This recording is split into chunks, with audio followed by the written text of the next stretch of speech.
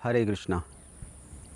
भारत में मोह माया सबने सुना हुआ है, जिसके बहुत सारे अर्थ हैं, जैसे पथभ्रष्ट हो जाना, पागल हो जाना, कुछ समझ ना आना, दिमाग काम ना करना, या सत्य को ना पहचानना। इन सभी अर्थों को कहा जाता है कि ये मोहित है ना, ये मोहित हो गया है। जब कोई मोह से प्रभावित हो जाता है उसको मोहित कहा जाता है।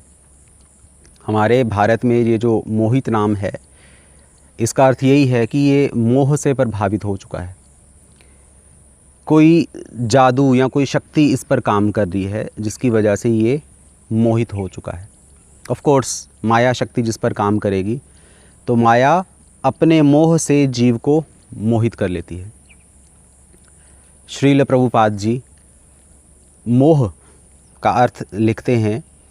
मोह का अर्थ है जब हम या जब जीव इस प्रकृति को भोगना चाहता है, या जब जीव अपने आप को स्वयं को इस प्रकृति का स्वामी मानता है, इसको मोह कहा जाता है।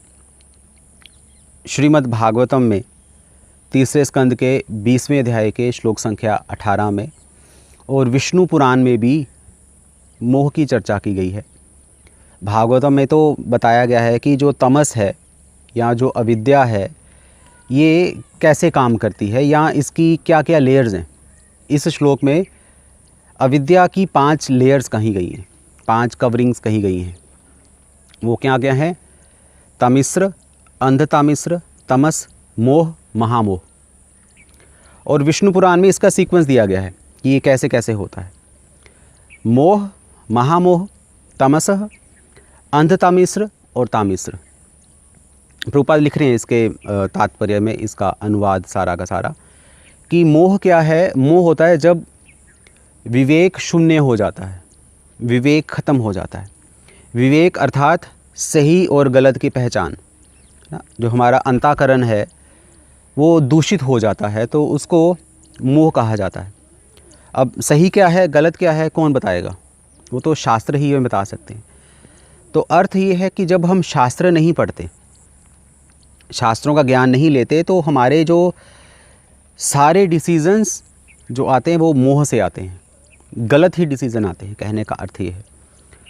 और इससे क्या आता है? इससे आता है महामोह, कि जब हम गलत डिसीज़न लेते हैं, अपने भोग के लिए, अपनी स्वार्थ की भावना से डिसीज़न लेते हैं, तो फिर हम ये देखते हैं कि मेरे जीवन का लक्ष्य भोग बन चुका है।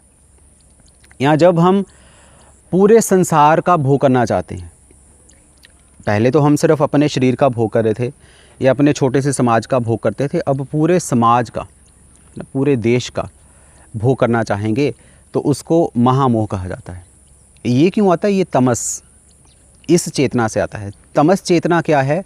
देहात्म बुद्धि, देह आत्मबुद्धि। जब हम खुद को देह मानते हैं, खुद को शरीर मानते हैं, मैं कौन हूँ? मैं शरीर हूँ। इस चेतना को तमस चेतना कहा जाता है। इसको तमोगुण भी कहा जाता है। इसके प्रभाव से क्या होता है? अंधतमिस्र। अंधतमिस्र मतलब कि एक ना एक दिन तो मर ही जाना है, ये शरीर एक दिन ख़त्म हो जाना है। इसलिए चार्वाक मुनि ने वास्तव में ये सिद्धांत दिया था, जो नास्तिक सिद्धांत है। उनका है ऋणम कृत्वा घी पीबेत, कि घी पियो, मौज मस्ती करो, घी पियो, बस कहने का अर्थ ही है। कैसे पियो घी? पैसे तो है नहीं हमारे पास, तो ऋणम कृत्वा, ऋण ले लो, बैंक से लोन ले लो और ऐश करो। और क्या है? ऋणम कृत्वा घी पीबेत यावत जीवेत सुखी जीवेत, जैसे भी जियो सुखी जियो, बाय हुक और by crook. I have to be satisfied, I have to enjoy. ये जो इनका मंत्र है, खाओ पियो ऐश करो, ये यहीं से आता है। भस्मीभूतस्य देहा किम पुनः आगमन भवेत, कि ये शरीर तो एक दिन भस्मीभूत हो जाना है, ख़त्म हो जाना है। दोबारा जन्म होना है नहीं होना कौन जानता है, आज तक हमने देखा नहीं है। जो मर गया वो वापस तो आया नहीं है, इसलिए भोग करो, क्योंकि एक दिन सब कुछ ख़त्म हो जाना है। इसको अंधतमिस्र कहा जाता है। और इसका परिणाम क्या है? तामिस्र। तामिस्र का अर्थ है गुस्सा या द्वेष, गुस्सा या द्वेष किस बात का, कि ये जो अंध तमिश्र जो अवस्था है, इसमें जीव भोग तो करना चाहता है, बहुत सारा भोग करना चाहता है, जिसका अवसर तो मिलता नहीं है, उसको गुस्सा आता है। उसको फिर इस प्रकृति से गुस्सा आता है। जैसे हस्बैंड वाइफ, अगर वाइफ हस्बैंड की बात ना मानेगी तो हस्बैंड को गुस्सा आएगा, और अगर हस्बैंड वाइफ की बात नहीं मानेगी तो गुस्सा आएगा। तो जब प्रकृति हमारे अनुसार नहीं चलती तो फिर गुस्सा आता है। तो हम क्या करते हैं, इस प्रकृति को छोड़कर भगवान बनने का प्रयास करते हैं। प्रभुपाद यही लिख रहे हैं तामिश्र में कि जब कोई भगवान बनने का प्रयास करता है तो वो तामिश्र है, तो वो मुक्ति का प्रयास करता है कि ठीक है, भगवान, प्रकृति जो है भगवान को प्रभावित नहीं करती, प्रकृति के स्वामी है, इसलिए मुझे भी स्वामी बनना है। तो ये तामिश्र अवस्था जो कहाँ से प्रकट होती है, द्वेष से या गुस्से से। इस तरीके से जीव इन चीज़ों में फंसा रहता है।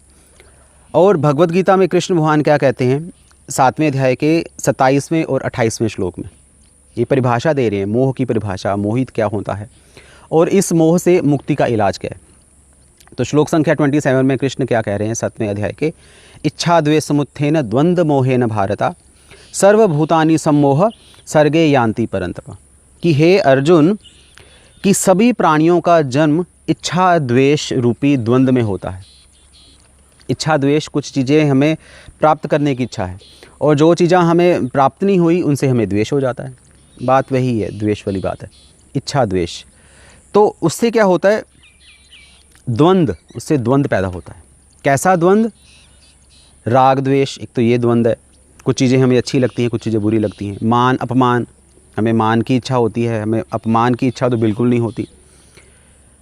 इन सब चीज़ों को द्वंद्व कहा जाता है, सुख दुख को द्वंद्व कहा जाता है। और जीव सर्गे यान्ति परंतपा, जीव इसी सृष्टि में इस चेतना को लेकर चलता रहता है, चलता रहता है, चलता रहता है, जन्म मृत्यु उसकी चलती रहती है। और इसका इलाज क्या है, इसका इलाज भी भगवद गीता के अगले श्लोक में बताया गया है, येषाम त्वन् गतम पापम जनानाम पुण्य कर्माणम। कौन मुक्त हो सकता है इस मोह से, जिसके पाप खत्म हो चुके हैं या जिसने पुण्य अर्जित किए हैं पिछले जन्म में भी और इस जन्म में भी। वो क्या होगा, ते द्वंद्व मोह, वो द्वंद्व से मुक्त हो जाएगा, इस द्वंद्व रूपी मोह से मुक्त हो जाएगा जिसने पुण्य अर्जित किए। पर यहाँ पर एक सोचने वाली बात यह है कि आप अगर पाप करोगे तो संसार में फंसोगे, और आप पुण्य करोगे तो भी संसार में फंसोगे। तो अर्थात पाप करो तो भी फंसे, पुण्य करो तो भी फंसे। तो कृष्ण भगवान यहाँ पर फिर पुण्य को कह रहे हैं। तो प्रभुपाद समझाते हैं कि यहाँ पर पुण्य का अर्थ है महत सेवया, जो साधुओं की सेवा करनी चाहिए। साधुओं की सेवा ही वास्तविक पुण्य है। तो सिंपल है, मैं पहले भी ये रिपीट कर चुका हूँ, आज भी यही रिपीट हो रही है, यही सेम सिद्धांत कि जब तक आप साधुओं की सेवा नहीं करोगे आपको मोह से मुक्ति नहीं हो सकती। क्योंकि वास्तव में साधु संग में हमारा मोह कटता है, हमारी आसक्तियाँ कटती हैं, या हमारा मिथ्या अहंकार, कि हमें अहंकार है कि मैं बहुत बुद्धिमान हूँ। तो साधु के हाथों में शास्त्र रूपी शस्त्र होता है, जिससे वो हमारे अहंकार का गला काट देते हैं, खंडन कर देते हैं बुरी तरह से। इसलिए साधुओं के पास जाने के लिए सभी सजेस्ट करते हैं, साधु संग सर्वशास्त्र के, सब शास्त्रों का यही मत है, साधु संग करो, साधु संग से ही मोह कटेगा। और इसको, इस मोह से, इस मोह के कटने से फ़ायदा क्या है, भगवान कृष्ण भगवद गीता 15वें अध्याय के 5वें श्लोक में कहते हैं कि जब तक तुम्हारा मान मोह खत्म नहीं होगा, इस मान और मोह को ख़त्म करो, और उससे क्या होगा, गुण का संग आप जीत जाओगे, इस प्रकृति को जीत जाओगे।